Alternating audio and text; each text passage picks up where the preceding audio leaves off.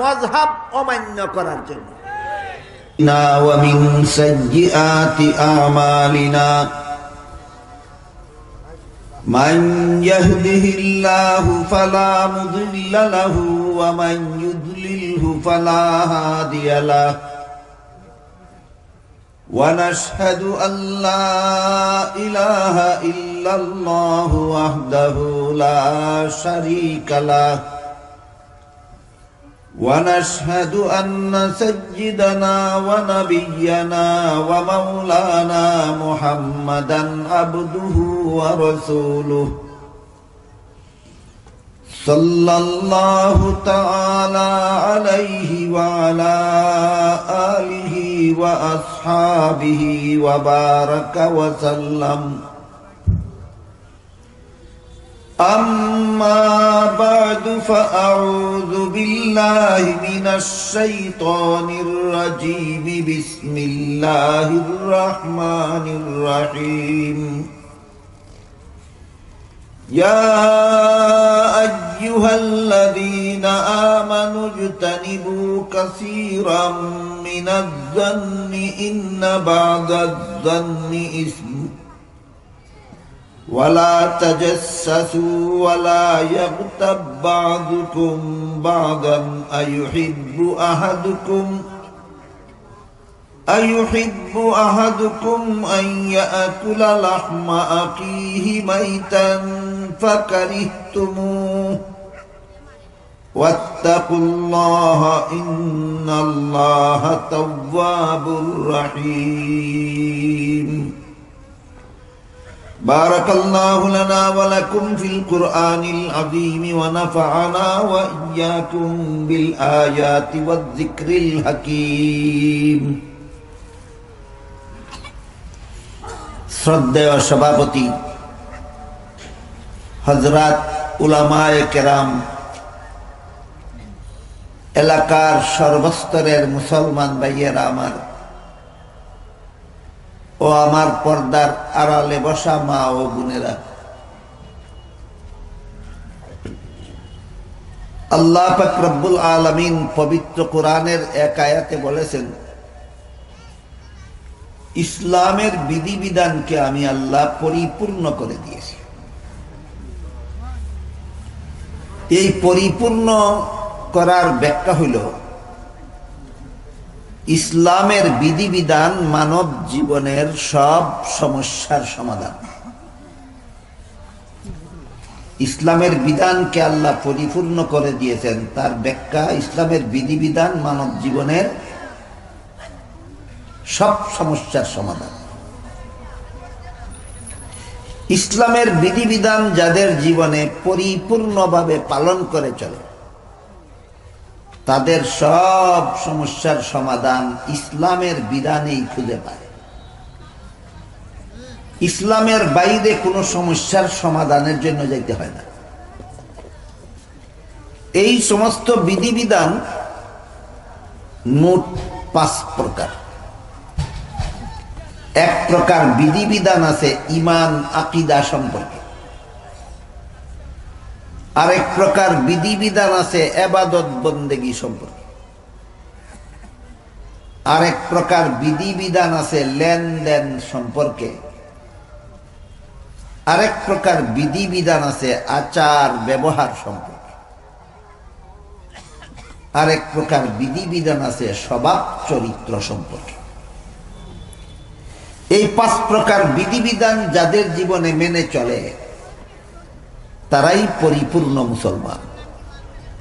তাদের ঈমান আকীদা যেভাবে তাকে সংশোধিত, তাদের ইবাদত বন্দেগীও তাকে সংশোধিত, তাদের লেনদেনও তাকে সংশোধিত, তাদের আচার ব্যবহারও তাকে সংশোধিত, এবং তাদের স্বভাব চরিত্রও তাকে সংশোধিত। এই সংশোধিত জীবন যারা নিজেদের জীবনে ইসলামের 5 প্রকার বিধিবিধান বাস্তবায়ন করেন, এদের জন্য আল্লাহ পাক রব্বুল আলামিন দুনিয়ার জীবনেও অকল্পনীয় শান্তি দান করেন, পরকালের জীবনেও অনন্তকাল পর্যন্ত জান্নাতের সুখ শান্তি দান করবেন। আর যে মুসলমান যে কোনো বিধিবিধান পালনে অবহেলা করবে, লঙ্ঘন করবে, তাকে সেই পরিমাণ অশান্তি দুনিয়াতেও ভোগ করতে হবে, আখিরাতেও ভোগ করতে হবে। আমার কথা বুঝে থাকলে বলেন, ইসলামের বিধিবিধান শুধু আখিরাতের শান্তির জন্য না দুনিয়ার শান্তির জন্য? দুনিয়ার। ইসলামের বিধিবিধান মেনে চললে আগে দুনিয়াতে শান্তি পাওয়া যায়, পরে আখিরাতে শান্তি পাবে। আর ইসলামের বিধিবিধান লঙ্ঘন করলে আগে অশান্তি হবে দুনিয়ায়, তারপরে অশান্তি হবে আখিরাতে। এই 5 প্রকার বিধিবিধানের মধ্যে 4 নম্বর প্রকার হইল আচার ব্যবহার। আচার ব্যবহারের ব্যাপারে ইসলাম যে সমস্ত বিধিবিধান দিয়েছে, এগুলি যদি আমরা দুনিয়ার বাস্তব জীবনে মেনে চলি, অনেক রকমের অশান্তির হাত থেকে আমরা দুনিয়াতেই বাঁচতে পারি। এইরকম আচার ব্যবহার সম্পর্কে আল্লাহ বিস্তারিতভাবে আলোচনা করেছেন পবিত্র কোরআনের সূরা হুজুরাতের ভিতরে। যে সূরার আয়াত আপনারা আমাকে দিয়েছেন আজকে তাফসীর করার জন্য, এই সূরার ভিতরে গুরুত্বপূর্ণভাবে আল্লাহ মানুষের শান্তিপূর্ণ আচার ব্যবহারের বিবরণ দিয়েছেন। এটা মনে রাখি আমরা প্রথমে। সূরা হুজুরাত, যে সূরার 12 নম্বর আয়াতের তাফসীর করার জন্য আপনারা আমার নাম ঘোষণা করেছেন, বিজ্ঞাপনে উল্লেখ করেছেন, এই সূরা হুজুরাতের ভিতরে আল্লাহ গুরুত্বপূর্ণভাবে মানুষের শান্তিপূর্ণ আচার ব্যবহার কেমন হবে দুনিয়াতে এর বিস্তারিত বিবরণ দিয়েছেন। আমরা এই সূরার আলোচ্য বিষয়টা মনে রাখি, শান্তিপূর্ণ আচার ব্যবহারের বিবরণ। সূরা হুজুরাতের মূল বিবরণ শান্তিপূর্ণ আচার ব্যবহারের বিবরণ। এই আচার ব্যবহার আমার ভালো না খারাপ, এটা আল্লাহর বিবরণের স্কেল দ্বারা, মাপকাঠি দ্বারা ধরা পড়ে। কোন মানুষের এমন থাকে যে আচার ব্যবহার শিখেই না, যে কারণে ইচ্ছায় অনিচ্ছায় জীবন ভর তার আচার ব্যবহারের দ্বারা মানুষকে অত্যাচার করে থাকে, মানুষকে কষ্ট দিয়ে থাকে, অথচ তার খবরই নাই তার ব্যবহারে মানুষের কষ্ট হইতেছে। এই ধরনের আচার ব্যবহারের নাম অসৎ ব্যবহার। আপনি অপরের সাথে কি রকম আচার ব্যবহার করবেন বলে আল্লাহ বিধান দিছেন, নবী শিক্ষা দিছেন, এগুলি আপনি শিখলেন না, জানলেন না।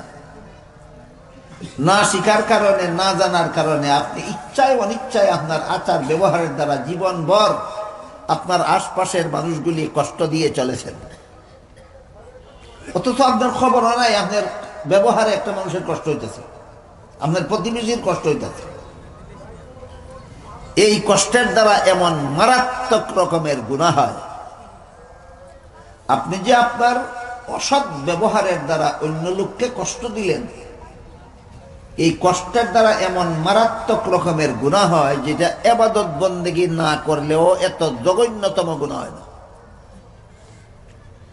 আপনি যদি সময় মতো নামাজ না পড়েন, আপনি যদি রমজান মাসে রোজা না রাখেন, আপনি যদি ইবাদত বন্দেগী ঠিক মতে না করেন, তবুও হাসরের মাঠে কোনো মানুষের অধিকার থাকবে না আপনার বিরুদ্ধে আল্লাহর কাছে বিচার দায়ের করা। আমার নামাজ আমি পড়ছি না, শাস্তি পাইলে আমি পাইব, তোমার কি? কথা বুঝেন কিনা দেখেন। আমার রোজা আমি রাখছি না, আল্লাহ শাস্তি দিলে আমাকে দিবেন, তোমার কি? বুঝে থাকলে বলেন তো, যে নামাজ রোজা করে না, ইবাদত বন্দেগী করে না, হাসরের মাঠে তার বিরুদ্ধে অন্য লোকে বিচার দায়ের করার কোনো সুযোগ আছে? সুযোগ নেই। কিন্তু আপনি যদি আচার ব্যবহারের দ্বারা অন্যকে কষ্ট দেন, এরা হাসরের মাঠে আপনার বিরুদ্ধে আল্লাহর আদালতে বিচার দায়ের করবে। বিচার দায়ের করলে বিচারটা কেমন হবে? হাদিস শরীফে রাসূল করিম সাল্লাল্লাহু আলাইহি ওয়াসাল্লাম বলেন, যারা দুনিয়াতে কোনো মানুষের ধন সম্পদ অন্যায়ভাবে গ্রহণ করে অথবা কোনো মানুষকে অন্যায়ভাবে কষ্ট দেয়,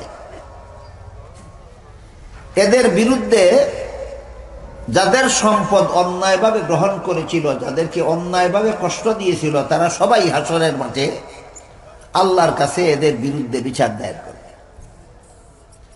আল্লাহ তখন তাকে বলবেন, তুমি এতজন মানুষের এই পরিমাণ সম্পদ অন্যায়ভাবে খাইছো দুনিয়াতে, এতজন মানুষকে তুমি দুনিয়াতে অন্যায়ভাবে কষ্ট দিছ, এই ঋণ আজকে তোমার পরিশোধ করতে হবে। তোমার আমল নামার সোয়াবগুলি তাদেরকে দিয়া দিতে হবে। তাতেও যদি পোষায় না, তাইলে তাদের আমল নামার গুণাগুলি তুমি নিয়া জাহান্নামে গিয়া তোমার গুনার শাস্তিও তুমি ভোগ করবে, আর যাদেরকে কষ্ট দিছ তাদের গুনার শাস্তিও জাহান্নামে গিয়া তুমি ভোগ করবে। নামাজ না পড়লে এই ধরনের কঠিন শাস্তি হাসরের মাঠে হবে না। রোজা না রাখলে শাস্তি হবে এইরকম কঠিন শাস্তি না। নিজের সওয়াব অপরকে দিয়া দিতে হবে, আর অপরের গুনাহ নিজে নিয়া জাহান্নামের শাস্তি, জাহান্নামে গিয়া ডাবল শাস্তি ভোগ করতে হবে। এমন কঠিন শাস্তি হাসরের মাঠে ইবাদত বন্দেগী না করলে নয়। একমাত্র আচার ব্যবহার ভালো না থাকলে হাসরের মাঠে এমন কঠিন শাস্তি করতে হবে। কাজেই আচার ব্যবহার ভালো না করলে দুনিয়াতে সমাজের মানুষে অশান্তি পায়। হাসরের মাঠে যার আচার ব্যবহার ভালো ছিল না, সে চরমভাবে অশান্তি এবং শাস্তি ভোগ করতে হবে। তাহলে আচার ব্যবহার খারাপ হইলে শুধু আখেরাতে অশান্তি না দুনিয়াতেও অশান্তি? শুধু দুনিয়াতে না আখেরাতেও? আচার ব্যবহার ভালো না হইলে দুনিয়াতে আখেরাতে অশান্তি, তোমার দ্বারা গোটা সমাজের অশান্তি হবে। আখেরাতে গোটা সমাজের মানুষের গুনাহ তোমাকে নিয়ে ডাবল শাস্তির যোগ্য হইয়া জাহান্নামে যাইতে হবে। অথচ আমাদের সমাজের অনেক মুসলমান এমন আছেন যারা মনে করেন আমি 5 বেলা নামাজ পড়ি, আমি রমজান মাসে রোজা রাখি, তারাবির নামাজ পড়ি, আমি আল্লাহ বিল্লাহ করি, ইবাদত বন্দেগী করি, আমার আর কিসের চিন্তা? আল্লাহ রাসূল বলেন, তোমার সারা জিন্দেগীর নামাজের সওয়াব, তোমার সারা জীবনের রোজার সওয়াব, তোমার সারা জীবনের ইবাদত বন্দেগীর সওয়াব ওই সমস্ত মানুষে হাসরের মাঠে নিয়ে যাবে যাদেরকে তুমি অন্যায়ভাবে কষ্ট দিছো। বুঝে থাকলে বলুন তো, আমি নামাজ না পড়লে আমার সব আর কোনো বাড়ায় নিতে পারবো? আমি যদি নামাজ না পড়ি, আমার আমল নামার অন্য আমলের সব অন্য লোকে নিতে পারবে? নিতে পারবে না। আমি নামাজ না পড়লে কারো গুনাহ আমাকে দিতে পারবে না। কিন্তু আচার ব্যবহার ভালো না করলে তোমার সব অন্য লোকে নিয়ে যাবে, আর অন্য লোকের গুনার শাস্তি তোমাকে জাহান্নামে গিয়ে করতে হবে। আমার কথা বুঝে থাকলে বলেন, নামাজ না পড়ার শাস্তি বেশি কঠিন না আচার ব্যবহার খারাপ হওয়ার শাস্তি বেশি কঠিন? কি বুঝলেন তখন? নামাজ রোজা না করার শাস্তি বেশি কঠিন? কঠিন ঠিক আছে, বেশি নি না, আচার ব্যবহার খারাপ করার শাস্তি বেশি কঠিন। নামাজ রোজা না করার শাস্তি থেকে আরো কঠিন। যাদের এখনো বুঝে আসলো না কথাটা আবার বলি, আমার নামাজ যদি আমি পড়ি না, আপনাদের গুনাহ নিতে হবে আমার। আমার রোজা যদি আমি রাখি না, আপনাদের গুনাহ আমার নিতে হবে না। কিন্তু আপনি যদি অন্য লোককে কষ্ট দেন, তাহলে অন্য যাদেরকে কষ্ট দিছিলেন তাদের গুনাহ আপনাকে নিতে হবে হাসরের বিচারে। একটু দয়া করে বলেন, তাইলে নামাজ রোজা না করার শাস্তিটা বেশি কঠিন হবে হাসরের দিন, না অন্য লোকের অন্যায়ভাবে কষ্ট দেওয়ার শাস্তিটা বেশি কঠিন হবে? বেশি কঠিন হবে। এই জন্য সমস্ত মুসলমানদেরকে এমন আচার ব্যবহার আল্লাহ সূরা হুজুরাতে শিক্ষা দিয়েছেন যে আল্লাহর শিক্ষা দেওয়া আচার ব্যবহার মতে যদি জীবন যাপন করো, তোমার নামাজের সওয়াব হাসরের মাঠে অন্য লোকে নিতে পারবে না, তোমার রোজার সওয়াব হাসরের মাঠে অন্য লোকে নিতে পারবে না, তোমার ইবাদত বন্দেগীর সওয়াব হাসরের মাঠে অন্য লোকে নিতে পারবে না। দুনিয়াতেও তোমার দ্বারা কারো অশান্তি হবে না, আখিরাতেও কারো দ্বারা তোমার অশান্তি হবে না। কাজেই আমার আচার ব্যবহার ভালো না খারাপ, সদা সর্বদা সমস্ত মুসলমানের এই দিকে কড়া নজর রাখার দরকার যে আমার আচার ব্যবহার ভালো না খারাপ। আমার আচার ব্যবহার খারাপ হইলে আমার নামাজ রোজা ইবাদত বন্দেগীর সব ওই সমস্ত লোকে হাসরের বিচারে নিয়ে যাবে যাদেরকে আমি দুনিয়াতে অন্যায়ভাবে কষ্ট দিয়েছিলাম। এই কারণে আমার আচার ব্যবহার ভালো না খারাপ, এটা সব সময় কড়া নজরে আমাদের লক্ষ্য রাখতে হবে যে আমার আচার ব্যবহার যেন খারাপ না হয়।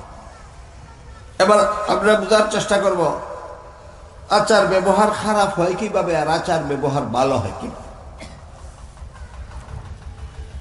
আমার কোনো অন্যায় ব্যবহারের দ্বারা যদি অন্য কারো কষ্ট হয় তবেই আমার আচার ব্যবহার খারাপ।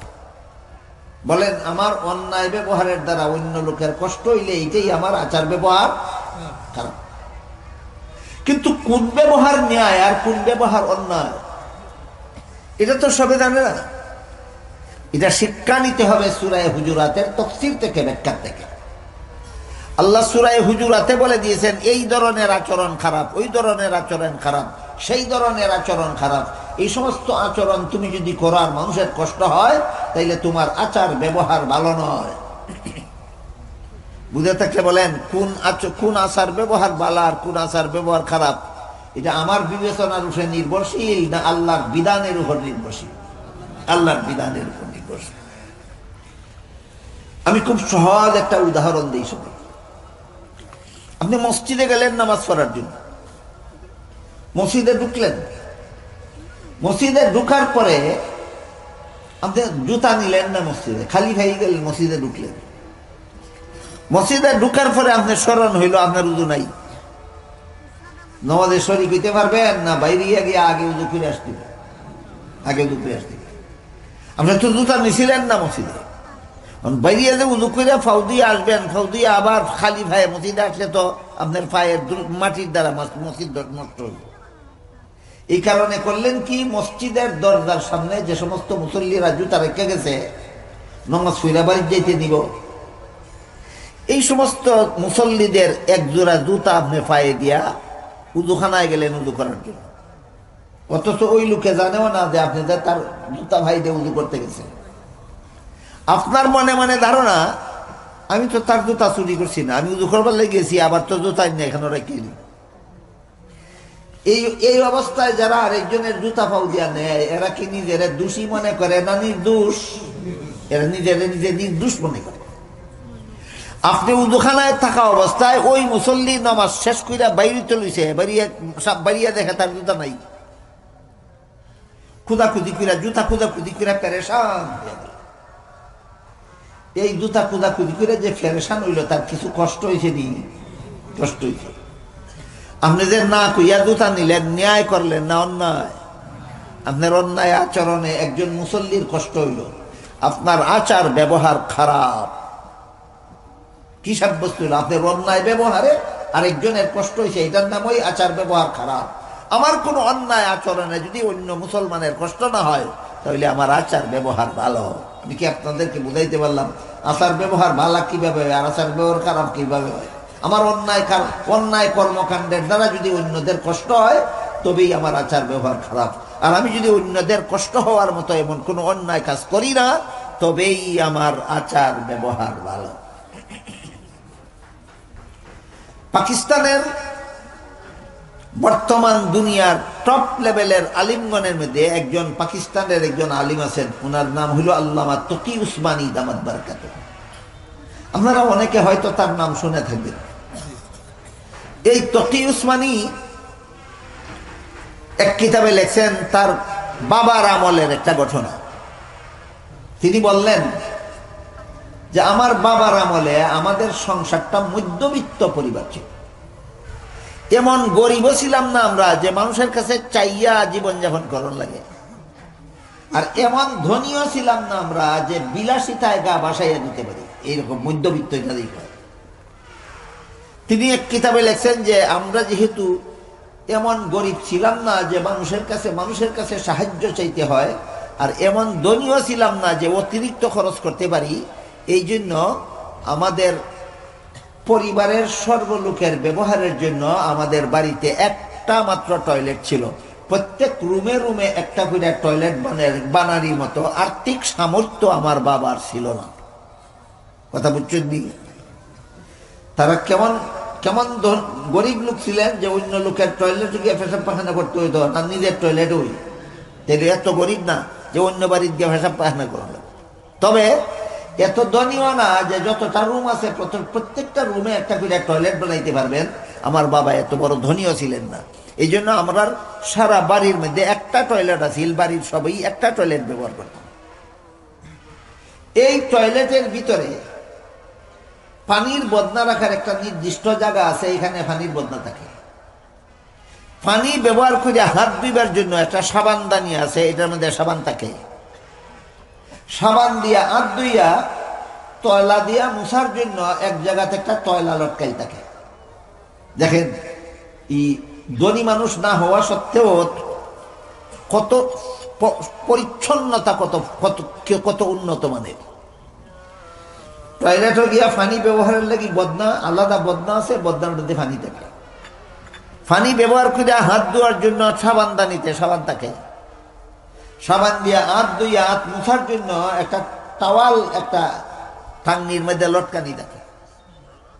এমত অবস্থায় তিনি বলেন যে আমার বাবা মুফতি শফি রহমতুল্লাহ আলী, তো কিসমানির বাবার নাম মুফতি শফি রহমতুল্লাহ আলী। আমার বাবা মুফতি শফি রহমতুল্লাহ আলী একদিন ইস্তেঞ্জায় গিয়া, টয়লেটে গিয়া ইস্তেঞ্জার কাজ শেষ করিয়া সামান দিয়া হাত ধুইয়া যখন হাত মুছার জন্য টয়লেটটা খুঁজতে গেলেন, তখন দেখলেন নির্দিষ্ট জায়গার মধ্যে টয়লেটটা নাই। এমত অবস্থায় হাত না মুছেই তিনি টয়লেট থেকে বেরিয়ে আসলেন। এসে ভাইলেন টয়লেটের বাইরে আমাদের ঘরের কে বা কারা রাখছে। তিনি ঘরের সবাইকে ডাকলেন, ডেকে জিজ্ঞাসা করলেন টয়লেটের ভিতরে যে একটা টয়লা থাকে, এই টয়লাটা টয়লেট থেকে বাইর করিয়া বাইরে রাখছে কে? তখন আমাদের পরিবারের যে সদস্য এটা করছিল সে বলল যে টয়লাটা আমি টয়লেটের বাইরে আমি রাখছি। তখন তিনি কইলেন এটা তো বাইরে রাখার জায়গা না, এটা তো ভিতরে রাখার জায়গা আছে, তুমি যে এই জায়গার থেকে সরাই এনে এই জায়গার তুইছ। আমি তো দরকারের সময় নির্দিষ্ট জায়গা খোঁজাখুঁজি করে পাইছি না, না পাইয়া কি আমার পেরেশানি হয়েছে না? হ্যাঁ, পেরেশানি। এই পেরেশানির দ্বারা কি আমার কিছুও কষ্ট হয়েছে না? কষ্ট হয়েছে। তুমি কই কষ্টটা আমার ন্যায় সঙ্গত ভাবে দিছ না অন্যায়? তিনি বলেন যে আমার পরিবারের সেই সদস্য স্বীকার করলেন যে না, এই কষ্টটা আমি আপনার অন্যায় ভাবে দিছি।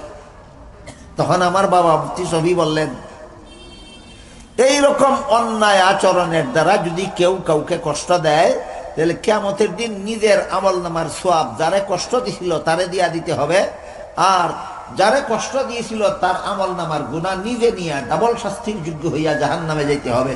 তুমি তো মনে করছো এটা কোনো অপরাধই করছো না, এত বড় জঘন্যতম অপরাধ করছো যে অপরাধের কারণে তোমার সওয়াব নিয়ে যাবে অন্য লোকে, আর অন্য লোকের গুনাহ সমঝাইবে হাসরের মাঠে তোমাকে। আজকে আমি তোমাদের কর্তা হিসাবে, তোমাদের মুরব্বী হিসাবে মাফ করে দিলাম। ভবিষ্যতে কোনোদিন এমন উশৃঙ্খল জীবন যাপন করবা না কোনোদিন। মনে রাখবা হাসরের বিচারে বাবাও তার ছেলেকে মাফ করবে না, ছেলেও তার বাবাকে মাফ করবে না।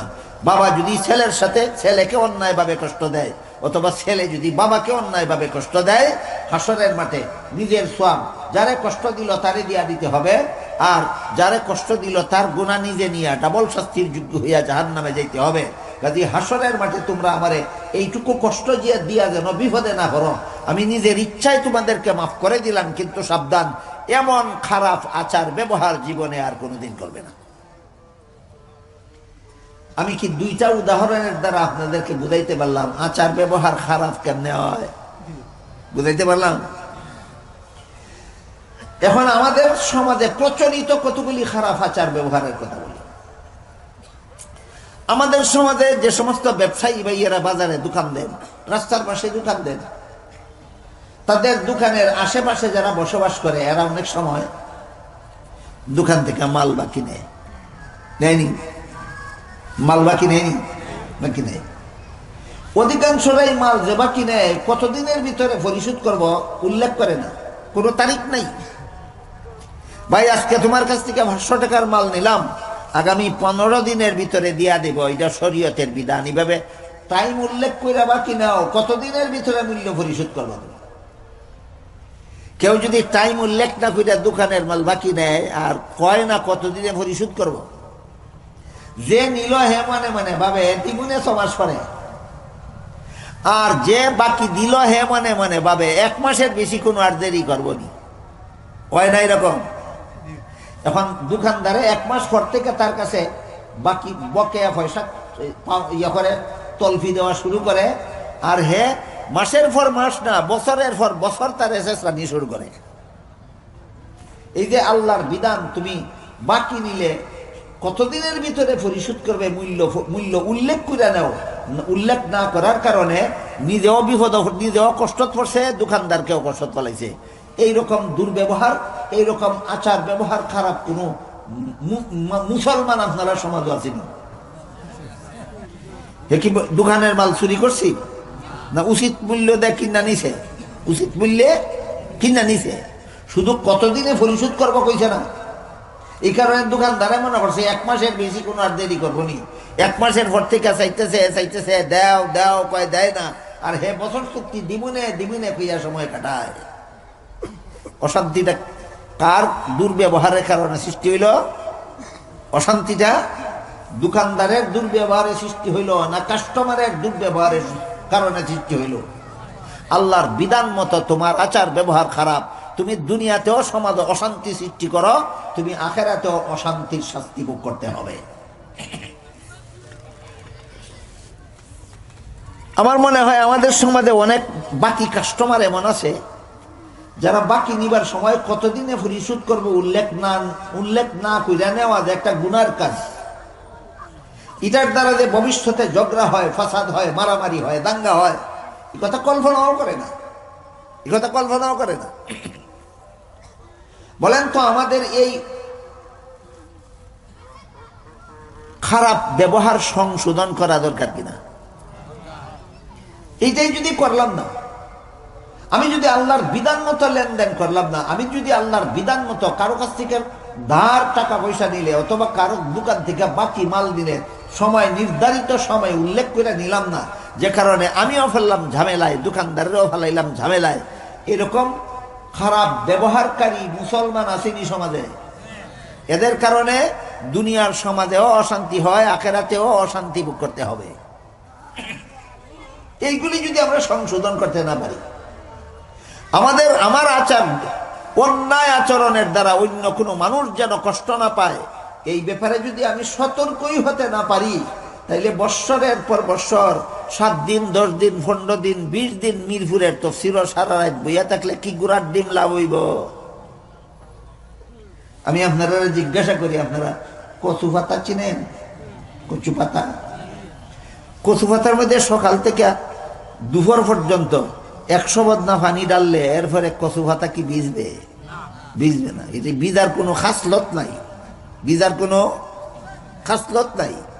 ঠিক এরকম কিছু মানুষ আছে সমাজে, জীবনভর তাফসীর শুনে, সারা রাত বিয়ে তাফসীর শুনে, এই দুর্ব্যবহার বন্ধ করে না, আচার ব্যবহার সংশোধন করে না। যা কচু পাতার মতো একদারিদা পানি ডালে আর একদারিদা বাইসা চলে যায়, এটার এক কানি দেয় তাফসীর সারা জীবন ঢুকে, আর এক কানি দেয় বাইরিয়ে যায়। তোমার তাফসীর শোনা কোন কাজে লাগলো? এইভাবে যত পদ্ধতিতে মানুষ অপরকে অন্যায় ব্যবহার করে কষ্ট দেয়, একটা একটা করে এই পদ্ধতিগুলি আল্লাহ সূরা হুজুরাতে উল্লেখ করছেন এবং সংশোধন করার ব্যবস্থা বাতাইছেন। এই সমস্ত আয়াতগুলির মধ্যে একটা আয়াত আপনারা আজকে আমার নামে দিয়েছেন, এই আয়াতটা হইল সূরা হুজুরাতের 12 নম্বর আয়াত।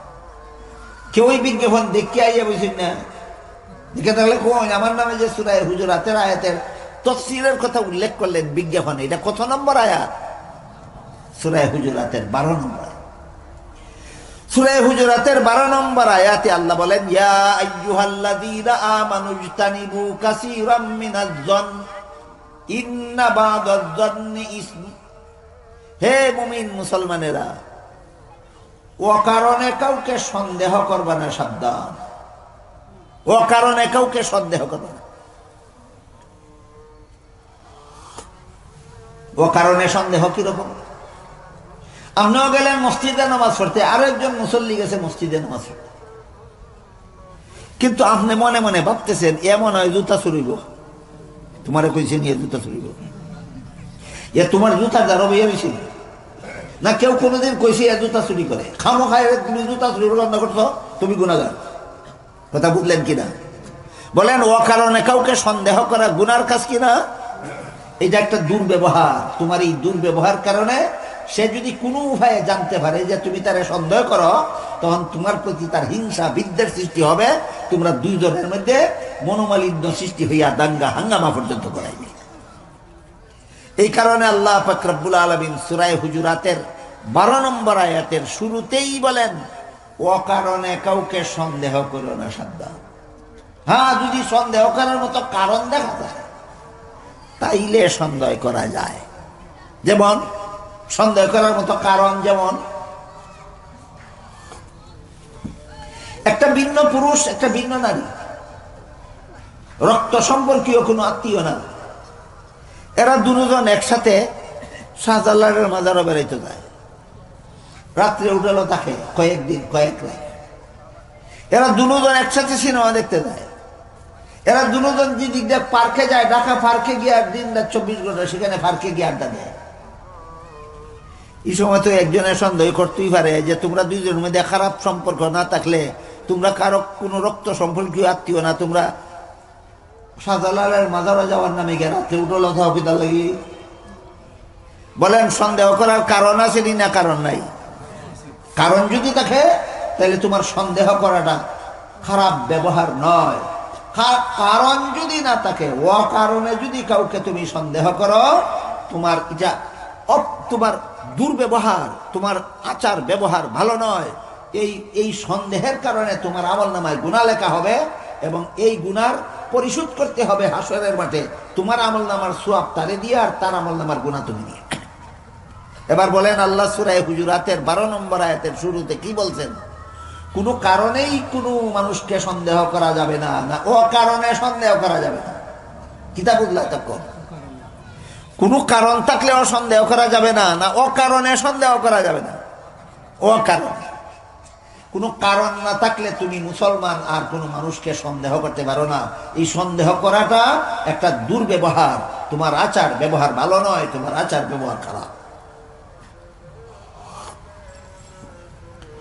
ইজতানিবু কাসীরাম মিনাজ যন ইন্না বা'দাজ যন্নি ইসমুন। অকারণে যে সমস্ত সন্দেহ করা হয়, এই সন্দেহগুলি আল্লাহ বলেন গুনার কাজ। অকারণে যে সমস্ত সন্দেহ করা হয়, সন্দেহগুলি সওয়াবের কাজ বলছেন আল্লাহ 12 নম্বর আয়াতে, না গুনার কাজ? সন্দেহগুলি গুনার কাজ। এরপরে বলেন ওয়ালা তাজাসসু বা'দুকুম বা'দা। আমার পুরাপুরি মুখস্থ নাই, দীক্ষা লই। ওয়ালা তাজাসসু, আর তোমরা অকারণে কোনো মানুষের দোষ খুঁজে বেড়াইও না। অকারণে কেউ দোষ খুঁজো না। কোনো দোষ জীবনে কোনোদিন করে না এমন মানুষ কজন আছে সংসারে? কজন? নাই, নাই বললে চলে। একমাত্র নবীগণ ছিলেন, তারা জীবনে কোনো দোষ করেন না। নবীগণের পরে এমন কোনো মানুষ নাই যে জীবনে কোনো দোষ করে না। দোষ খুঁজার কোনো কারণ যদি না থাকে, কেডাই কি দোষ করলো তুমি খুঁজা বেড়াইও না। যদি খুঁজা বেড়াও, এই তোমার আর একটা খারাপ ব্যবহার। তুমি যে মানুষের দোষ খুঁজার মধ্যে লাগছো অকারণে, তোমার দোষ যদি সমাজের সবাই মিলে খোঁজা শুরু করে, তোমার সারা জীবনে সমাজের মানুষে খুঁজা কোনো দোষ পাইতো না। কি বলেন আপনারা? পাইতো না? পাইব। তুমি একজনে কজনের দোষ বাইর করবা, 10 তোমার 1000 দোষ বাইর করে দিব, তখন সমাজ শান্তিতে থাকবে কিভাবে তুমি, আর চলবে কিভাবে? এই কারণে আল্লাহ পাক রব্বুল আলামিন বলেন, তুমি যদি অকারণে কাউকে সন্দেহ করো, তোমার আচার ব্যবহার খারাপ। তুমি যে অকারণে কারো দোষ খুঁজো, তাইলে তোমার আচার ব্যবহার খারাপ। হ্যাঁ, যেমন ভাবে কারণবশত একজনকে সন্দেহ করা যায়, ঠিক তেমনি ভাবে কারণবশত একজনের দোষ খোঁজা যায়। কারণবশত একজনের দোষ খোঁজা যায়। যেমন একজনের বিরুদ্ধে আরেকজনে মামলা করলো, অনেক সময় কোর্ট থেকে তদন্ত পাঠায়। তদন্ত করে দেখছে তার বিরুদ্ধে যে মামলাটা করছে আসলে ঘটনা ঠিক না বেঠিক। যাদেরকে তদন্তের লাগিয়ে ফাটাইল, এরা সত্যই এই দোষটা করছে কিনা, এরা খুঁজাখুঁজি করে কিনা? করে। এটা কি অকারণে, না মামলার সুষ্ঠু সমাধানের স্বার্থে? সুষ্ঠু সমাধানের স্বার্থে। এই তদন্ত অকারণে না, কারণবশত। কারণবশত কারে দুষ্কুদা এটা খারাপ ব্যবহার নয়, কারণবশত কাউকে সন্দেহ করা এটা খারাপ ব্যবহার নয়, অকারণে কাউকে সন্দেহ করা খারাপ ব্যবহার, অকারণে কারো দুষ্কুদে বেড়ানোটা এটা এটা খারাপ ব্যবহার, গুনার কাজ, বলা তাজাচ্ছা। এরপরে আল্লাহ বলেন ওয়ালা ইয়াগতাব বা'দুকুম বা'দান আইয়ুহিব্বু আহাদুকুম আন ইয়াকুলা লাহমা আখিহি মাইতান ফাকারিহতুমুহ। আর তোমরা একজনে আরেকজনের গীবত গাইও না।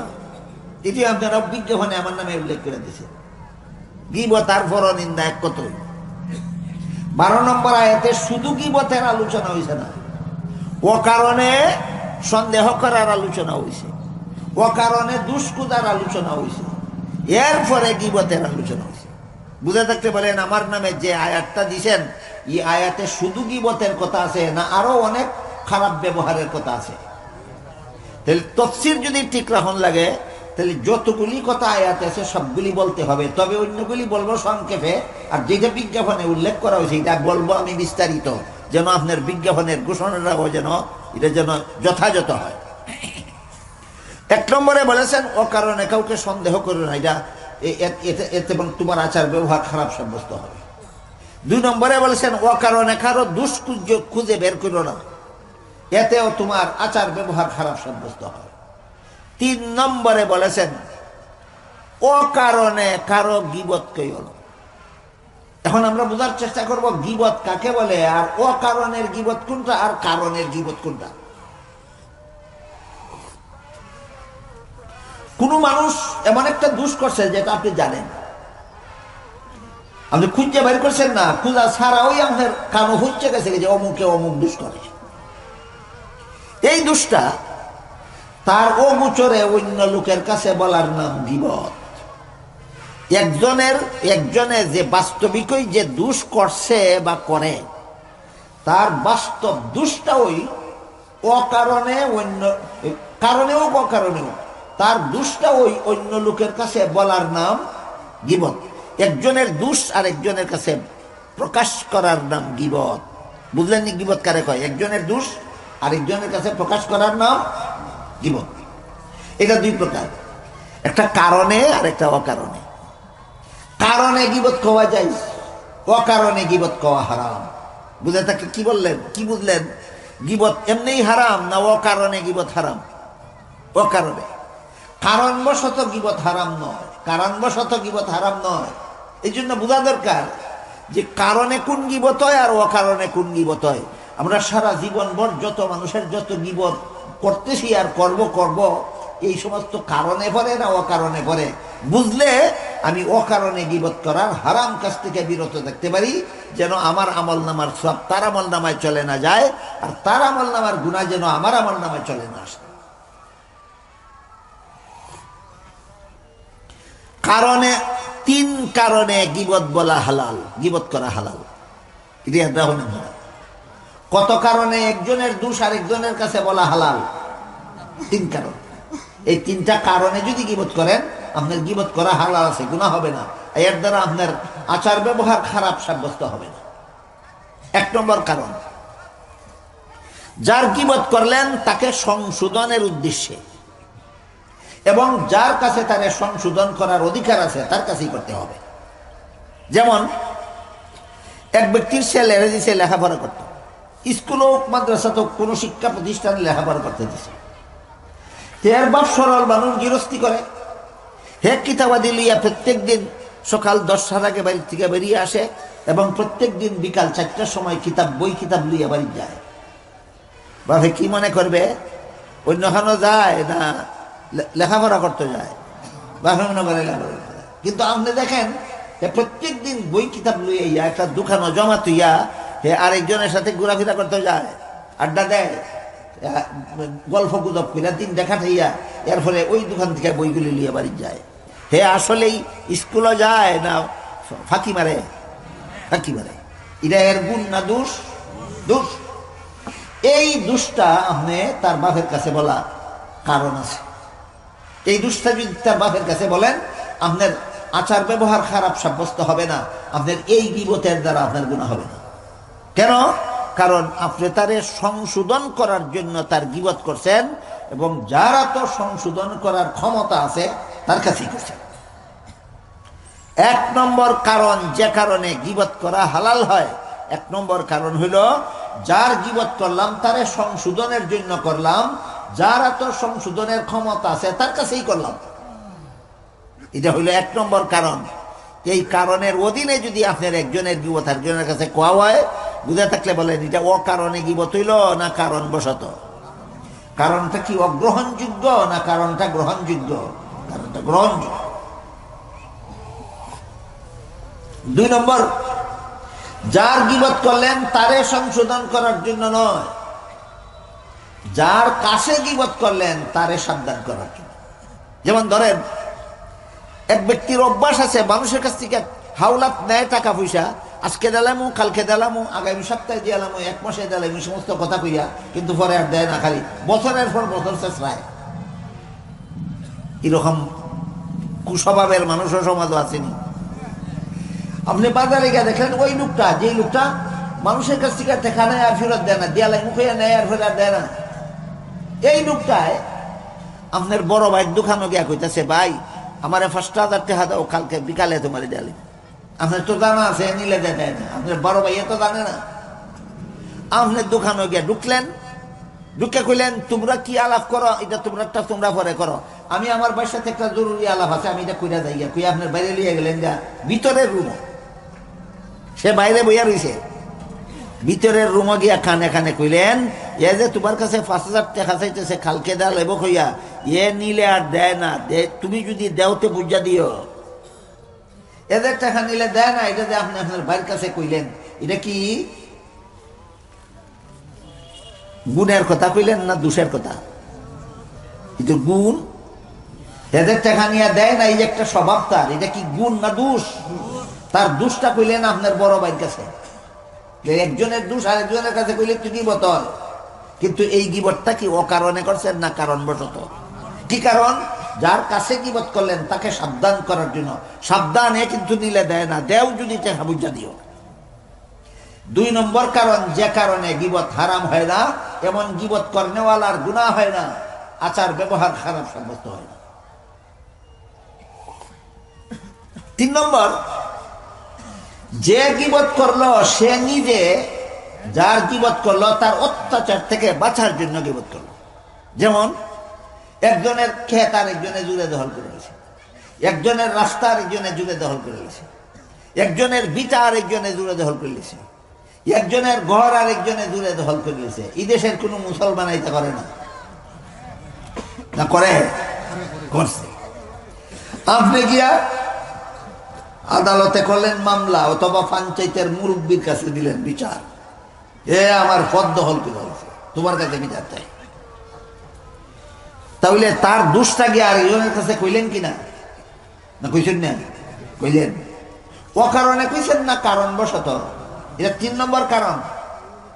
তবে এই 3 নম্বর কারণে যে গিয়া বিচার দিবেন, এমন লোকের কাছে বিচার দিতে হবে যার হাতে তার বিচারের ক্ষমতা আছে, যার হাতে তার বিচারের ক্ষমতা আছে। আদালতে মামলা করলে যে আপনার রাস্তা জুড়ে দখল করছে, আদালতের বিচারকের ক্ষমতা আছে এটা উদ্ধার করে দেওয়ার, আদালতে বিচার। এটা আপনার 3 নম্বর কারণ, যে কারণে আপনার গীবতটা জায়েজ হইল, হালাল হইল। এই গীবতের দ্বারা গুনাহ হবে না, এই গীবতের দ্বারা আপনার আচার ব্যবহার খারাপ সাব্যস্ত হবে না। বুঝে থাকলে বলেন কত কারণে একজনের গীবত আরেকজনের কাছে বলা হালাল হয়? 3 কারণ। 1 নম্বর কারণ, যার গীবত করা হইল তারে সংশোধন করার জন্য বলতে হবে যার হাতে সংশোধনের ক্ষমতা আছে তার কাছে। 2 নম্বর, যার কাছে গীবত করলো তারে সাবধান করার জন্য বলতে হবে যারে সাবধান করতে চান তাকে বলতে হবে, অন্য লোকরে বলা যাবে না। 3 নম্বর, যে গীবত করলো সে নিজে, যার গীবত করলো তার অবিচার থেকে বাঁচার জন্য শর্ত হইল যার কাছে বিচারের ক্ষমতা আছে তার কাছে গীবত করতে হবে। এবার শুনেন অকারণে গীবত কোনটা, যেটা হারাম। 3 কারণে তিনটা কারণ এমন আছে যে কারণবশত গীবত করা হারাম নয়, গীবত করা গুনার কাজ নয়, এমন গীবতের দ্বারা আচার ব্যবহার খারাপ সাব্যস্ত হবে না আল্লাহর দৃষ্টিতে। আরেক প্রকার গীবত আছে, এটা অকারণে গীবত। এই তিন কারণ ছাড়া যত গীবত আছে সবগুলি অকারণে গীবত। যেমন শাস্ত্রলোকে একজন বইল, আরো 10 জন বইছে শাস্ত্র চা খায়। একজনে কথা তুলল, আমরা গ্রামের যে অমুক তোমরা কেউ চিনো নি? বলে চিনি। বলে এর তো হাসলত বড় খারাপ। বলে কিতা?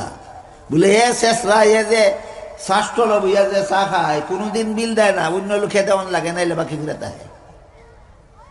এই যে শাস্ত্রলের আরো 10 জনের কাছে এই লোকটার গীবতটা কইলেন। শাস্ত্রলের মালিকের ক্ষমতা আছে নিয়ে বিচার করার, তাহলে আপনার গীবতটা কারণে হইল না অকারণে? অকারণে। আমাদের সমাজে এই অকারণের গীবতই হাজারের মধ্যে 999টা চলে।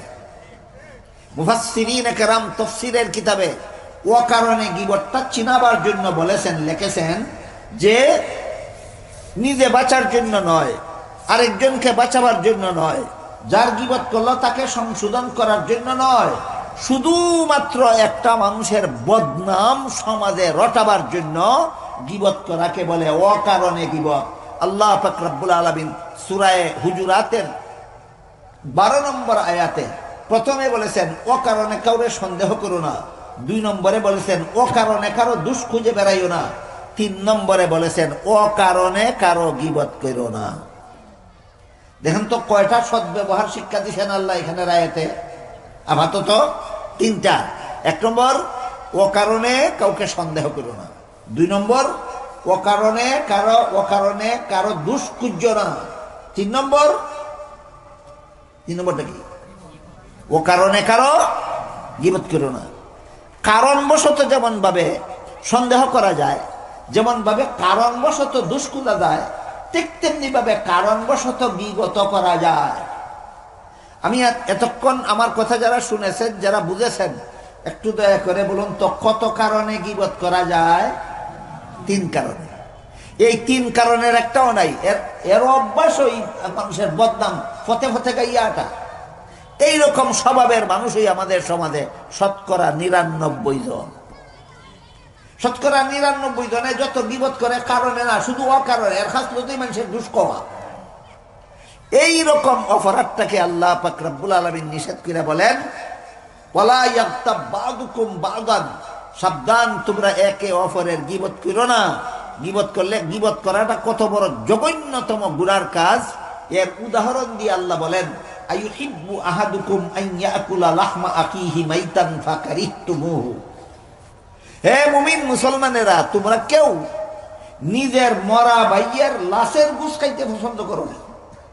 আল্লাহ উদাহরণ দিয়ে বুঝাইতেছেন অকারণে গীবত করাটা কত জঘন্যতম হারাম। বুঝানোর জন্য আল্লাহ একটা উদাহরণ দিয়া বলেন, হে মুমিন মুসলমানেরা, তোমরা কেউ নিজের আপন মরা ভাইয়ের লাশের গোশত খাইতে পছন্দ করনি? অবশ্যই না। আল্লাহ পাক রব্বুল আলামিন বলেন অকারণে মানুষের গীবত করা মরা ভাইয়ের লাশের গোশত খাওয়ার মতো হারাম। মরা ভাইয়ের লাশের গোশত খাওয়ার মতো হারাম। আয়াতের ব্যাখ্যায় মুফাসসিরিনে কেরাম লিখেছেন মরা ভাইয়ের লাশের গোশত কেউ কোনোদিন খায় না। না শুনছো? একবার আর ভাই মারা গেছে আর মরা ভাইয়ের লাশের গোশত খাইলিছে, এটা তো কেউ খায় না। যে ঘটনা ঘটে না এমন ঘটনা দিয়ে আল্লাহ উদাহরণ দিলেন কেন? আর একটা তথ্য বুঝাবার জন্য। একটা মানুষ যদি মরে যায় আর তার শরীরের গোশত কাটতে যদি আরেকজনে খাইয়া যায়, তবুও সে বাধা দেওয়ার ক্ষমতা রাখে না। ঠিক আছে নি? মরা লাশের গোশত যদি আরেকজনে খাইয়া যায়, লাশটায় বাধা দিবার ক্ষমতা রাখে না। ঠিক তেমনি ভাবে একজনের ও গোসরে যে আরেকজনের কাছে তুমি বদনাম কইছ, এই সময় তো যার বদনাম কইছ হের তো বাধা দিবার ক্ষমতা নাই, সে তো অনুপস্থিত। একজনে অনুপস্থিত রেখে তার দোষ আরেকজনের কাছে বলা, একজন মইরা গেলে তার লাশের গোশত হওয়া যেরকম, সেরকম লাশের যেমন ক্ষমতা নাই বাধা দেওয়ার, তুমি যার গীবত করছো তার তো ক্ষমতা নাই বাধা দেওয়ার। এই সম্পর্কটা বুঝাবার জন্য যেই কাজ কোনো মানুষ কোনোদিন করে না, এই কাজের উদাহরণ দিয়ে আল্লাহ বুঝাইছেন মরা ভাইয়ের লাশের গোশত খাওয়া যেই রকমের হারাম, ও কারণে মানুষের গীবত করা ওই রকমের হারাম। এই গীবতের দ্বারা কি লাভ ক্ষতি, অকারণে যে গীবতটা, এই গীবতের দ্বারা কি লাভ ক্ষতি, এর একটা চমৎকার উদাহরণ আছে, তাফসীরের কিতাবে লেখা আছে। হযরত ইমাম সুফিয়ান সৌরি রহমতুল্লাহ আলাইহি, পৃথিবী বিখ্যাত বড় বড় আলিমগণের মধ্যে একজন আলিমের নাম ছিল সুফিয়ান সৌরি।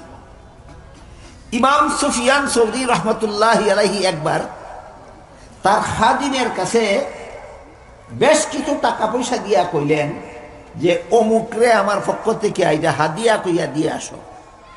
একজন লোকের নাম কইয়া দিলেন যে আমি ইমাম সুফিয়ান সৌরির পক্ষ থেকে এতগুলি টাকা অমুকরে হাদিয়া দিলাম, তুমি এটা পৌঁছাইয়া দিয়ে আসো। খাদিমে ইমাম রে কয়, হুজুর এ আপনার দুশ্মন, এর আপনি হাদিয়া দেন কে লাগি? খাদিমে কি কইছে, যেই লোকের নামে তিনি হাদিয়া পাঠাইতেছেন এই লোকটা ইমামের বন্ধু কইছে না শত্রু কইছে? শত্রু। এই লোকটা আপনার শত্রু, এর আপনি হাদিয়া দেন কেন? ইমাম সুফিয়ান সৌরি খাদিমরে জিজ্ঞাসা করলেন, তুমি কেমনে বুঝলে সে আমার শত্রু? তুমি কেমনে বুঝলে?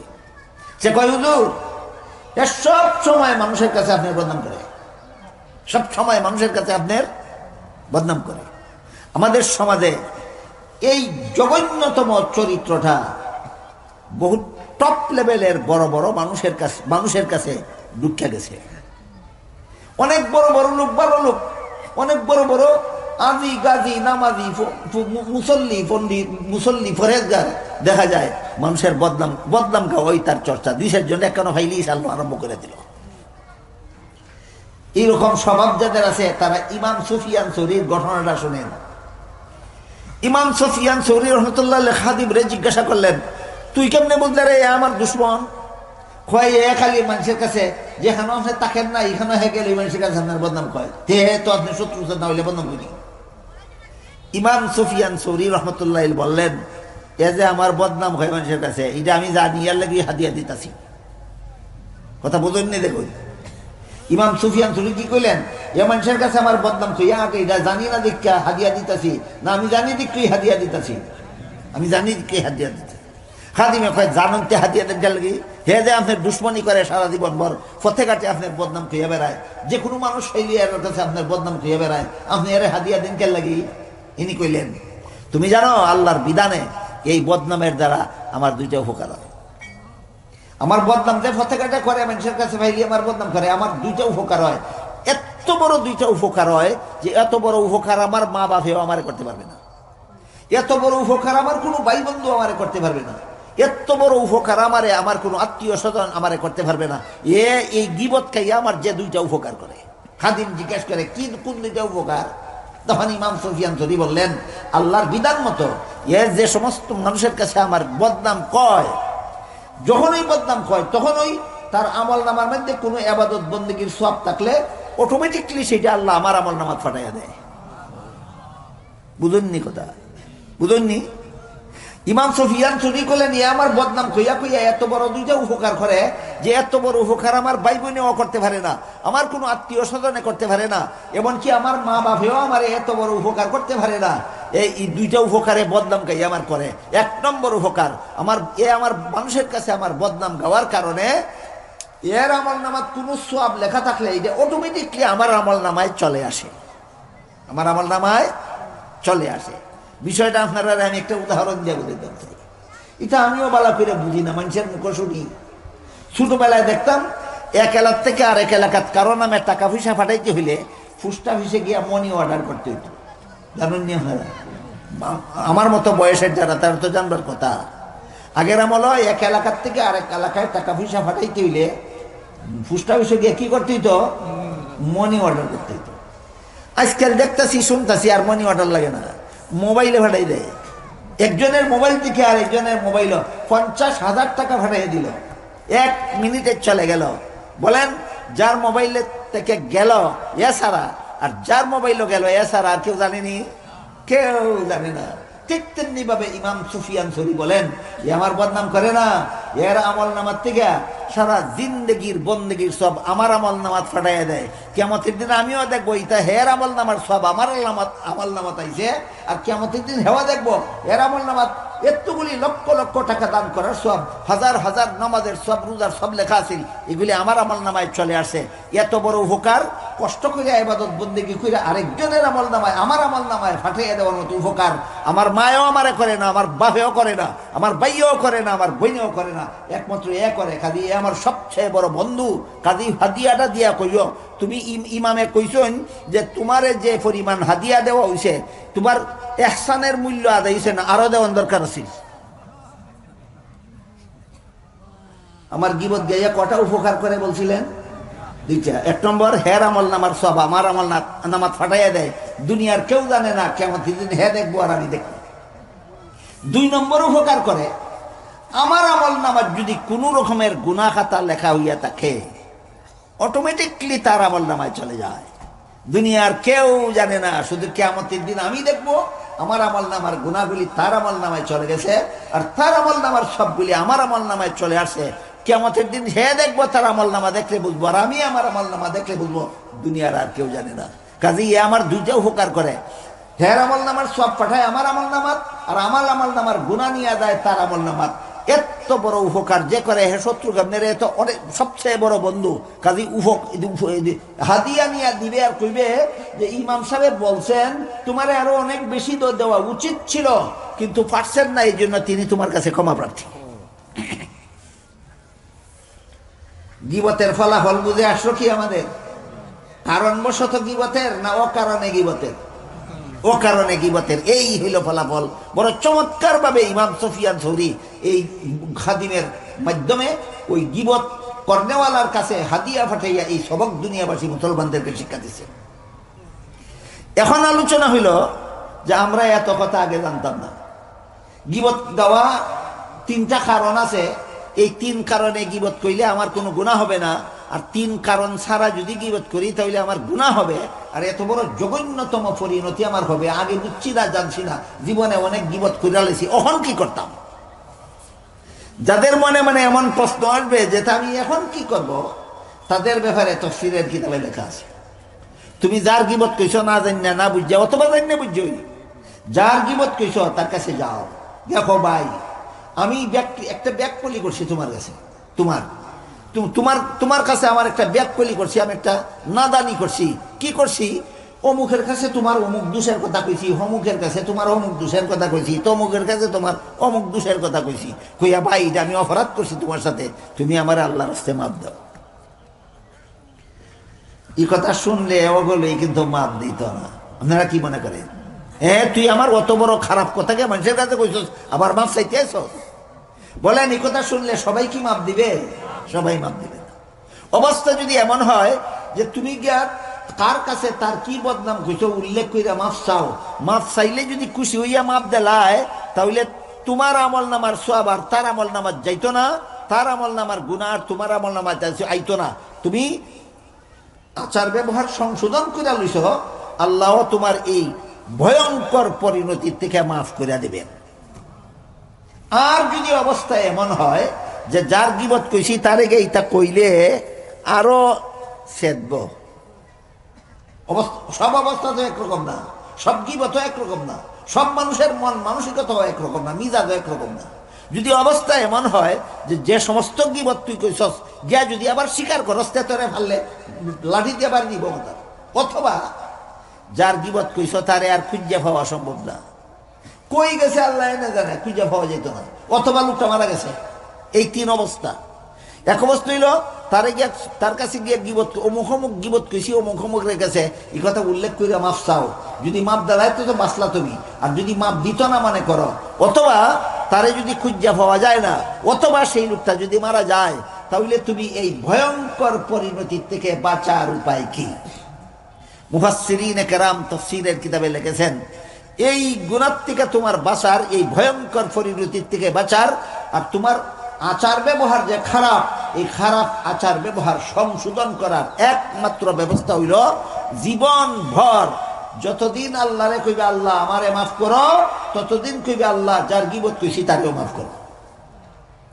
আর যেমন লাগবো নি তার দ্বারা সারা জীবন ভর যখন আপনি কইবেন আল্লাহ আমার গুনাহ মাফ করো, আর যত মানুষের গীবত কইছি আমি এই সমস্ত মানুষের গুনাহ মাফ করো, তাহলে কিয়ামতের দিন যখন ওই লোকে দেখবো যে তোমার অনেকগুলি গীবত কইছিল, কিন্তু তোমার গুনাহ মাফের লাগি আল্লাহ দোয়া করছিল, তখন আল্লাহ একটা কৌশল করবেন। আল্লাহ জিজ্ঞাসা করবেন, এই বেটা তোর গীবত কইছিল যে এই বেটা তোর লাগি সারা জীবন গুনাহ মাফের দোয়া করছে আমি আল্লাহর কাছে, তুই যদি মাফ করে দেস আমি হেরেও মাফ করবো তোরেও মাফ করবো।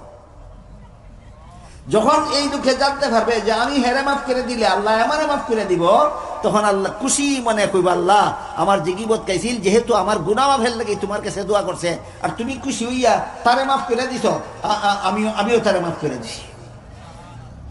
এই হইল অতীতে বুঝা না বুঝা যার যত গুনাহ আমরা, যার যত গীবত আমরা করছি, এই গীবতের ভয়ঙ্কর পরিণতির থেকে বাঁচার নিজেদের আচার ব্যবহার সংশোধন করার পদ্ধতি। এটা হলো নিজেদের আচার ব্যবহার সংশোধন করার পদ্ধতি। আর গীবতের ভয়ঙ্কর শাস্তি থেকে, গীবতের ভয়ঙ্কর পরিণতির থেকে বাঁচার এই হইল সিস্টেম। একটা হইলো মাফ চাইয়া মাফ লইয়া লওয়া, আর একটা হলো মাফ লওয়ার সুযোগ না থাকলে জীবনভর নিজের গুনাহ যখন আল্লাহর কাছে মাফ চাইবা, তখন তুমি যার গীবত খাইছো তার গুনার জন্য আল্লাহর কাছে মাফ চাইবা। আল্লাহ এক সময় খুশি হইয়া তারও মাফ করবেন, তোমারও মাফ করবেন। আল্লাহ বলেন, আইয়ুহিব্বু আহাদুকুম আন ইয়াকুলা লাহমা আখিহি মাইতান ফাকারিহতুমুহু ওয়াত্তাকুল্লাহা ইন্নাল্লাহা তাওয়াবুর রাহিম। সর্বশেষে আল্লাহ বলছেন, আল্লাহকে ভয় করো আর নিজের অপরাধ স্বীকার কইরা সংশোধন হইয়া আল্লাহর কাছে তওবা করো, আল্লাহ তওবাকারীদের মাফ করে দেবেন। আল্লাহকে ভয় করো কেন বলছেন? এটা একটা কারণ তাফসীরের কিতাবে লেখা আছে, আপনাদের এক হাদিসে উল্লেখ আছে মানুষের গুনাহ 3 রকম। কত রকম? 3 রকম। একটা গুনার নাম শিরিক গুনাহ, একটা গুনার নাম শিরিক গুনাহ। শিরিক গুনার ব্যাপারে আল্লাহ বলেন, ইন্নাল্লাহা লা ইয়াগফিরু আন ইউশরাকা বিহি ওয়া ইয়াগফিরু মা দুনা যালিকা লিমান ইয়াশা। শিরিকের নিম্ন স্তরের কোন গুনাহ আল্লাহ যখন ইচ্ছা যাকে ইচ্ছা মাফ করে দিবেন, কিন্তু শিরিক গুনাহ আল্লাহ কখনো কাউকে মাফ করবেন না। গেল এক প্রকার গুনার বিবরণ। হাদিস শরীফে আল্লাহ রাসূল বলেছেন, বান্দা দুনিয়ার জীবনে যত রকমের গুনাহ করে সমস্ত গুনাহ 3 প্রকার, এর মধ্যে এক প্রকার হইল শিরিক। এক প্রকার হইল শিরিক। শিরিক গুনাহ কখনো মাফ নাই। যারা আল্লাহর সাথে শিরিক গুনাহ করে এদেরকে আল্লাহ বলেন, আল্লাহ কিয়ামতের দিন বলবেন,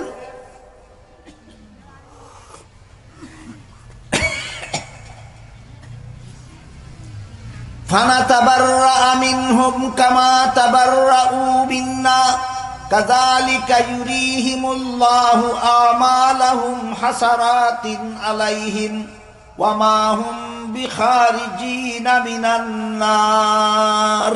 এই শেষ কথাটা আল্লাহ বলেন, শিরিক গুনাহ যারা করবে এরা কখনো জাহান্নাম থেকে বের হতে পারবে না। এক রকমের গুনাহ হইল শিরিক গুনাহ। আল্লাহ বলেন আরেক প্রকার গুনাহ হইল আল্লাহর হক আদায় না করার গুনাহ। কার হক আদায় না করার গুনাহ? আল্লাহর হক। আল্লাহর হক কিতা? ইবাদত বন্দেগী। অন্য হাদিসে উল্লেখ আছে, আমার তো লম্বা সময় নাই, আমি হাদিস উল্লেখ করে আপনাদেরকে দেখাই বুঝাই দিতাম আল্লাহর হক কোনটা। যত রকমের ইবাদত বন্দেগী আছে সবগুলি বন্দার কাছে আল্লাহর হক। বলেন নামাজ একটা ইবাদত কিনা? এটা আমার কাছে আল্লাহর হক, আল্লাহর পাওনা। রমজান মাসে রোজা রাখা একটা ইবাদত কিনা? এটা আমার কাছে আল্লাহর পাওনা। আল্লাহর যত পাওনা আছে এগুলি পরিশোধ না করার গুনাহ, এগুলি পরিশোধ না করার গুনাহ। আল্লাহ রাসূল বলেন এই ধরনের গুনাহ, আল্লাহর হক, আল্লাহর পাওনা আদায় না করার গুনাহ আল্লাহ যখন ইচ্ছা যাকে ইচ্ছা মাফ করে দেবেন, যখন ইচ্ছা যাকে ইচ্ছা মাফ করে দেবেন। কেউরে সামান্য গুনাহ হওয়ার কারণে শাস্তি না দিয়ে মাফ করবেন, আর কেউরে আংশিক শাস্তি দিয়ে মাফ করবেন। এটা মাফ করার এখতিয়ার একমাত্র আল্লাহর হাতে। গেল দ্বিতীয় প্রকার গুনাহ। তৃতীয় প্রকার গুনাহ হইল বন্দার হক আদায় না করার গুনাহ। তৃতীয় প্রকার গুনাহটার নাম বন্দার হক আদায় না করার গুনাহ। বলেন আপনি যে খারাপ ব্যবহার করিয়া যত বন্দারে কষ্ট দিয়েছেন, এর দ্বারা বন্দার হক আদায় করছেন না বন্দার হক লঙ্ঘন করছেন? বন্দার হক লঙ্ঘন করছেন। খামোখাতার ও কারণে তার গীবত গেছেন, বদনাম গেছেন সারা সমাজে, হাটে মাঠে, দোকানে দোকানে হাটে আপনি তার বদনাম গেছেন, বন্দার হক নষ্ট করছেন। আল্লাহ রসুল বলেন, বান্দার হক নষ্ট করার গুনাহ ততক্ষণ পর্যন্ত আল্লাহ মাফ করবেন না যতক্ষণ পর্যন্ত যার হক নষ্ট করছো সে মাফ করবে না। তুমি যার গীবত গাইছো, হে যতক্ষণ পর্যন্ত তোমারে মাফ করবে না ততক্ষণ পর্যন্ত আল্লাহ তোমাকে মাফ করবেন না। কাজে আল্লাহর দরবারে যদি মাফ পাইতে চাও, যারার গীবত গাইছো তারার কাছ থেকে মাফ লওয়ার ব্যবস্থা করো। ব্যবস্থা আগেই কইছি, ব্যবস্থা কইছি নি আগে?